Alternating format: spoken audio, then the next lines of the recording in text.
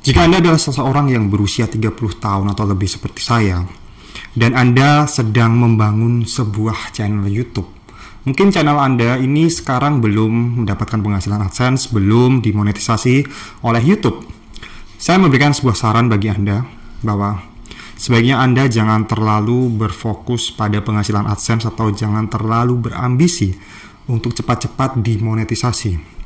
Saya berasumsi kalau misalnya Anda itu berumur 30 tahun, mungkin Anda udah punya keluarga. Mungkin Anda itu udah punya anak satu atau dua gitu ya. Meskipun saya sendiri juga baru berkeluarga ya, tapi kebanyakan teman-teman kita udah banyak yang berkeluarga ya. Saya ingin Anda itu mentreatment atau ibaratnya melihat channel YouTube Anda itu, memperlakukan channel YouTube Anda itu selayaknya seorang anak. Karena banyak banget yang bisa diambil manfaatnya ketika Anda itu memperlakukan channel YouTube Anda itu seperti layaknya seorang anak. Anda tentu saja tidak mau ya memberikan sebuah doping-doping yang tidak bermanfaat bagi anak Anda, agar anak Anda itu cepat, ibaratnya gini, kalau anak Anda itu sebenarnya belum bisa berdiri, belum bisa berbicara, Anda itu tidak mau yang memberikan semacam kayak doping-doping atau memaksa anak Anda itu untuk cepat-cepat berbicara. Kalau Anda adalah seseorang orang tua yang ibaratnya sayang sama anak, Anda itu tidak mau melakukan hal tersebut ya. Sama halnya dengan ketika Anda memiliki channel YouTube.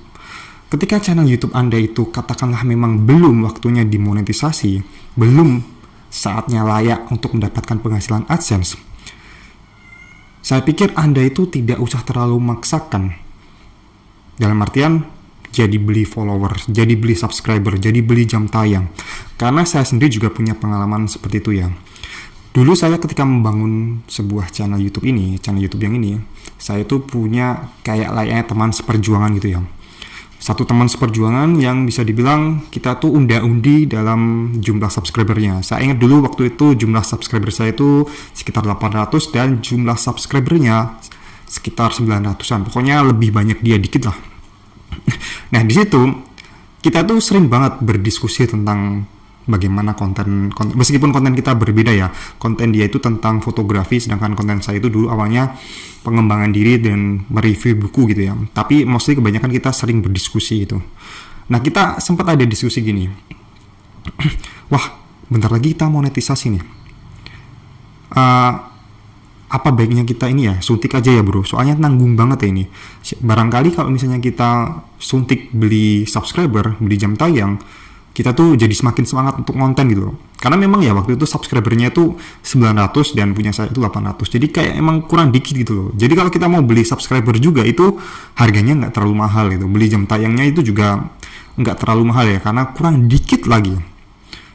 Nah, di situ saya sempat kayak terbesit atau tergiur gitu ya, tapi oh iya juga ya, apa mungkin nanti jadi tambah semangat ya, apa nanti kalau kita monet itu, kalau kita udah monetisasi nanti tuh otomatis YouTube tuh akan semakin merekomendasikan konten kita ya. Saya sempat berpikir seperti itu, kayak iya nggak ya, apalagi waktu itu harga subscriber yang dibeli tuh nggak terlalu mahal dan saya pun cukup mampu untuk membelinya. Saya pun cukup mikir-mikir dan menimbang-nimbang apa harus ya kayak beli subscriber kayak gitu. Akhirnya setelah saya menimbang-nimbang lagi, saya berpikir beberapa hari, saya pun menolak ajakan teman saya itu. Saya pun berpikir gini tadi, saya dari awal tuh membuat channel YouTube memang dalam artian seperti layaknya saya itu membangun bisnis saya sebelumnya. Saya menerapkan bahwa channel YouTube ini itu kayak anak saya. Kayak saya pun ingin membesarkan secara pelan-pelan, secara hati-hati. Saya tidak mau menambah-nambahkan kayak semacam hal-hal yang melanggar aturan dari YouTube demi sebuah hasil. Ibaratnya gini, kalau Anda punya anak, Anda pasti juga melarang kan anak Anda itu nyontek di sekolah. Anak Anda itu ibaratnya melakukan kecurangan di sekolah demi mendapatkan hasil. Kalau anak Anda itu pengen sekolah yang bagus, pasti Anda itu menuntut anak Anda itu untuk belajar yang giat. Bukan Anda itu secara istilahnya menyogok sekolah dengan membayar agar anak Anda itu diterima.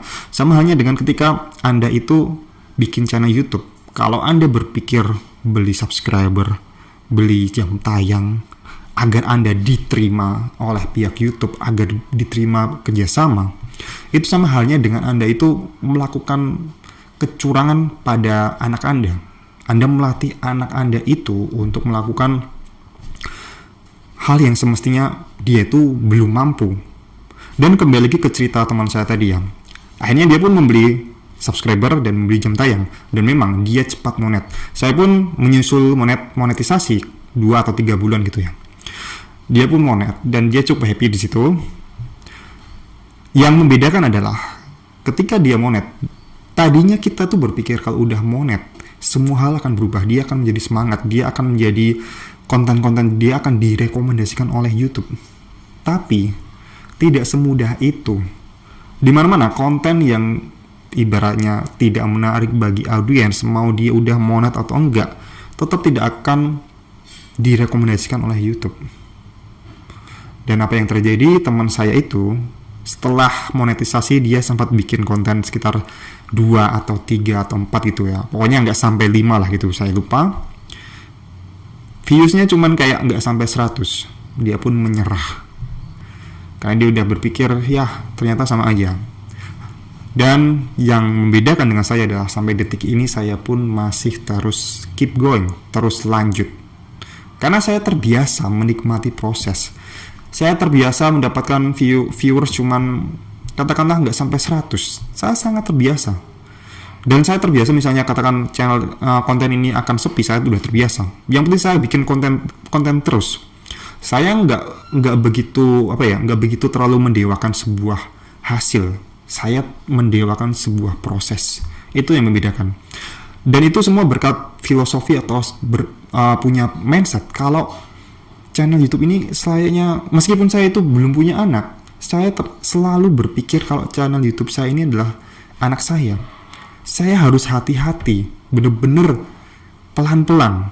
Saya tidak terlalu kayak mengumbar hawa nafsu saya untuk mendapatkan monetisasi. Faktanya memang akhirnya ketika saya monetisasi, perasaan bahagia dan perasaan senang itu memang benar-benar sangat berbeda dibandingkan dengan orang yang mengambil jalan pintas. Dan bagi saya, dan Anda pun juga harus cukup tahu ya, sebenarnya YouTube itu nggak melulu dari penghasilan AdSense doang. Banyak jalan untuk mendapatkan income dari channel YouTube Anda. AdSense itu cuman kayak sebagian kecil dari potensi yang dimiliki oleh channel YouTube Anda.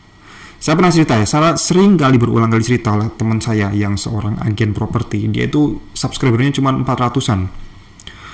Tapi karena channel dia itu memang untuk memasarkan produk-produk dia nggak usah terlalu memikirkan tentang AdSense. Dia nggak memikirkan monetisasi dengan jalan Google AdSense, pendapatan iklan. Tapi dia sekalinya dia closing, sekalinya dia mendapatkan klien dari iklan yang dia bikin di channel YouTube-nya, pendapatannya berkali-kali lipat dibandingkan dengan pendapatan AdSense kebanyakan channel pemula, ibaratnya gitu. Dan banyak juga lah kayak Anda bisa melakukan affiliate, Anda bisa bikin produk Anda sendiri. Intinya tuh dari awal itu Anda itu harus menghargai audiens Anda. Anda melatih channel YouTube Anda itu untuk bisa melakukan banyak hal di luar cuman pendapatan AdSense. Anda harus bikin hubungan yang baik dengan audiens Anda sehingga ketika Anda suatu saat nanti berjualan, Anda berjualan affiliate atau Anda berjualan produk digital, Anda berjualan konsultasi, Anda tuh dipercaya. Ibaratnya kalau Anda melatih anak Anda itu untuk dipercaya oleh banyak orang, otomatis anak Anda itu nggak usah dituntut untuk jadi seorang sarjana, nggak usah dituntut untuk jadi dokter. Cukup anak Anda itu dipercaya oleh banyak orang, insya Allah pasti rezekinya juga banyak kan. Karena dia akan dipercaya oleh banyak orang. Dan satu lagi, yang mungkin akan sedikit memberikan motivasi pada Anda. Kalau Anda punya anak, Anda juga nggak akan menuntutkan anak Anda itu menjadi katakanlah profesi apapun. Kalau Anda adalah orang tua yang baik, Anda pasti selalu mencita-citakan anak Anda itu menjadi anak yang soleh dan anak yang bermanfaat bagi semua orang. Sama halnya dengan channel YouTube Anda. Channel YouTube Anda itu harus bermanfaat bagi banyak orang. Poinnya di situ. Fokus pada audiens Anda, fokus pada konten Anda, bagaimana konten Anda itu bermanfaat bagi banyak orang. Dengan begitu, keran-keran penghasilan itu nggak cuma dari AdSense doang. Anda harus berpikir terbuka dari sekarang. Memang ya prosesnya berat, tapi di kemudian hari pasti akan memberikan kayak imbalan yang sepadan. Oke, mungkin video kali ini cukup sekian, dan buat Anda yang mungkin lagi kebingungan menentukan topik atau niche, Anda bisa berkonsultasi pada saya, linknya ada di deskripsi ya. Dan tetap semangat. Pokoknya intinya jangan terlalu mendewakan AdSense. Sampai jumpa di video berikutnya.